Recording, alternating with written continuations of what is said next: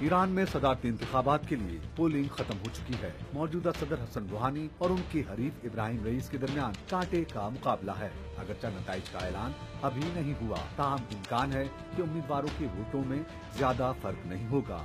किसी भी उम्मीदवार को 50% वोट न मिले तो अगले हफ्ते फिर पोलिंग होगी।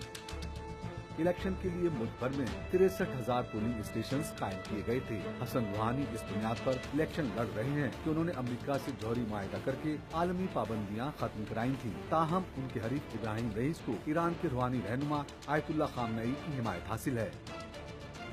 हालिया सदारती इंतखाबात को इस्लामी इनकलाब के बाद ईरानी तारीख का सबसे अहम इलेक्शन करार दिया जा रहा है।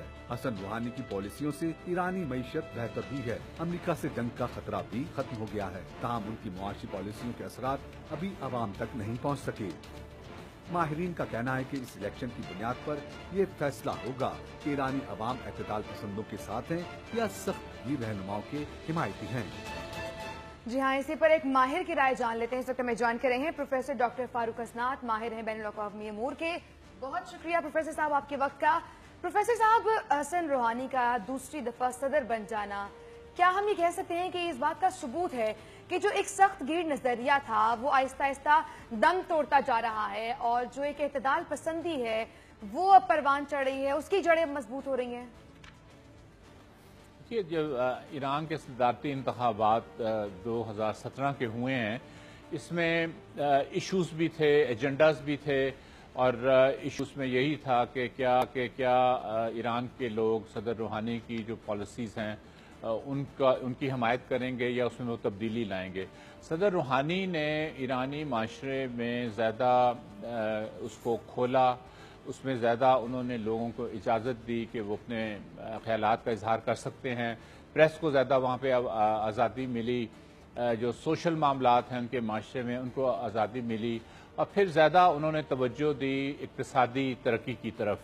जो जौहरी मुआहदा भी हुआ वो इसी नीयत से किया गया कि ईरान इक़्तिसादी तौर पर तरक्की करे और एक बहुत बड़ा ताकतवर मुल्क के तौर पर सामने आए इक़्तिसादी तौर पर, क्योंकि वो उनका ये कहना था कि एटॉमिक अगर हम बना भी लें बॉम्ब तो उसका हमें इतना फ़ायदा नहीं होगा जितना इस बात का होगा कि हम जी आप बिल्कुल ठीक कह रहे हैं, क्योंकि माजी में हम जब ईरान देखते हैं तो खासा रिजिड रवैया उनका नजर आता है, लेकिन हसन रूहानी ने नौजवानों को और खवातीन को काफ़ी आज़ादी दी और मगरिब से भी मुफाहमत का तरीका अपनाया। आपको उनकी दूसरी मुद्दत में ईरान का क्या मंजरनामा नजर आ रहा है? देखिए, जब आप सदर बनते हैं और अपना प्रोग्राम पेश करते हैं तो आप एक ख़ास नुक्ता नज़र को आगे लेके बढ़ते हैं, लेकिन जब आप सदर बन जाते हैं तो फिर आप तमाम मुल्क के सदर हैं। सिर्फ आप उस तबके के सदर नहीं हैं जिसने आपको वोट डाले, बल्कि जो दूसरे ख्यालात रखने वाले लोग भी हैं उनको भी आपको जहन में रखना पड़ता है और कुछ पॉलिसीज़ ऐसी भी बनानी पड़ती हैं जो कि वो लोग चाहते हैं। यानी एक मिक्सचर समझ लीजिए, एक मिला जुला पॉलिसी आप चलाते हैं। जहाँ तक बैरूनी ताल्लुकात का ताल्लुक है, ईरान के तकरीबन तमाम ममालिक के साथ ये अच्छे ताल्लुकात हैं अमेरिका के सिवा। अमेरिका का सदर ट्रंप ने आने के बाद ताल्लुकात को ख़राब किया। उससे पहले सदर ओबामा के साथ इनका बहुत बड़ा एक मुआहदा हुआ, जौहरी मुआहदा हुआ था जिसमें यूरोपियन भी शामिल थे। जी प्रोफेसर साहब, ताल्लुकात खराब हैं लेकिन उम्मीद करते हैं कि बेहतर हो जाएं। अच्छा, ये बता दें कि जिस तरह से सी पैक के तनाज़ुर में अगर हम बात करें, सी पैक के आप कह लें कि मुकाबले में जो चाबहार को फाल करने के जो मंसूबे थे उस पर ईरान, इंडिया और अफगानिस्तान ने बड़े मुआहदे किए। अब चूंकि अब एक दफा वो फिर सदर बन गए हैं, तो अब आप क्या देख रहे हैं कि मुस्तकबिल क्या देख रहे हैं? क्या रूहानी सी पैक में शामिल होने को तरजीह देंगे या फिर वो चाबहार को फाल करने के मंसूबों पर ही अमल दरामद करेंगे? देखिए, बात यह है जहाँ तक चाबहार का ताल्लुक है, ये उसका सदर रूहानी के साथ कोई ताल्लुक नहीं है। तो चाबहार एक उनकी बंदरगाह है जिसको जो टैक्स फ्री जोन है, वहाँ पे कोई भी आके वहाँ पे सरमायाकारी कर सकता है। अगर पाकिस्तान के सरमायाकारों ने वहाँ पे सरमायाकारी नहीं की और उसकी बजाय पनामा कंपनीज बना के लंदन में जायदादें खरीदी या दुबई में खरीदी, तो मेरा ख्याल है उसमें ईरान का यही कहना है कि आप आइए, आप यहाँ पे इन्वेस्ट कीजिए। हिंदुस्तान ने वहाँ पे सरमायाकारी की और हम ये कहते रहते हैं कि हिंदुस्तान ने क्यों सरमायाकारी की, क्यों वहाँ पे उनका दखल है, तो हमें किसने रोका है कि हम ना करें सरमायाकारी?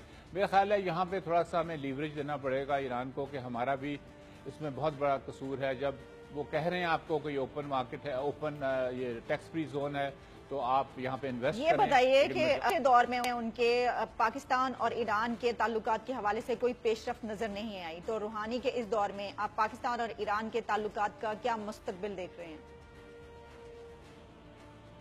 کہ جہاں تک پاکستان ایران کا تعلقات ہے, یہ تعلقات کا تعلق ہے یہ دونوں طرف سے ہوتا ہے. یہ نہیں ہے کہ صدر روحانی اگر آئیں یا دوسرے آئیں, اس میں ہم نے یہ بھی دیکھنا ہے کہ پاکستان کے بھی کن ممالک کے ساتھ تعلقات ہیں, اور پھر وہ ایران کے ساتھ مل کر کس قسم کی ایک پالیسی ہمیں سامنے آتی ہے. اگر ہم بہت زیادہ جھکیں سعودی عرب کی طرف تو وہ ایران کو پسند نہیں آئے گا, چونکہ سعودی عرب نے ایک اگریسو موڈ میں وہ آئے ہوئے ہیں اور وہ امریکہ کو ساتھ ملا کر ایران کے اوپر دباؤ بڑھاتے ہیں. لیکن اگر ہم اپنے پارلیمنٹ کی طرف دیکھیں, جب یمن کا مسئلہ ہوا تھا تو میرا خیال ہے ہماری پارلیمنٹ نے بہت ہی دانشمندی کا ثبوت دیا تھا, جس میں جی ٹھیک ہے, ڈاکٹر فاروق اسناد صاحب شکریہ.